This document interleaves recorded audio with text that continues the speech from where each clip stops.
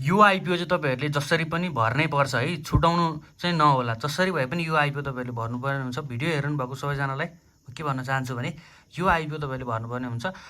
Single hydro power लिमिटेडले चाहिँ IPO जारी गरिसकेको छ र आज भर्ने अन्तिम दिन हो है। आज जुन 4 अर्थात् तपाईँको कति कति तारिक हुनुहुन्छ भने आज 4 तारिक हो होइन। सो आज 21 गते हो। सो यो चाहिँ आज बन्द हुँदैछ, त्यसैले छिटोभन्दा छिटो भर्नु होला है। जम्मा 100 रुपियाँमा चाहिँ तपाईँले भर्न सक्नुहुन्छ। तपाईँलाई थाहा छ 10 कितासम्म भर्न सक्नुहुन्छ। अब यो आइपिओ भर्नको लागि यसरी मेरो सेयरमा गएर मजाले आफ्नो डिम्याट आइडी तपाईँको छ भने त्यहाँ तपाईँको सबै कुराहरू हुन्छ, सिआरएन नम्बर, त्यसपछि डिम्याट तपाईँको डिटेलहरू सबै भर्नुहोस्। त्यसपछि यो आइपिओ तपाईँले भर्नुहोस्। यो आइपिओ छुटाउँदै नछुटाउनु होला। यहाँ हेर्न सक्नुहुन्छ तपाईँले यो अर्डिनेरी सेयरमा हो। कतिले चाहिँ राइट सेयर भनेर अथवा म्युचुअल फन्ड भनेर चाहिँ नभर्न सकेको हुन्छ अथवा नोटिफिकेसनहरू नगएको हुनसक्छ। त्यसैले यो भिडियोमा भर्दैछु।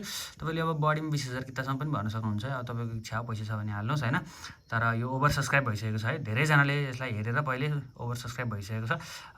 खुलेको पनि 4 दिन भयो हेर्नुहोस् त है, 1 तारिकदेखि 4 तारिकसम्म खुलेको र अहिले चाहिँ तपाईँले छिटोभन्दा छिटो यसलाई भर्न सक्नुहुन्छ। Thank you.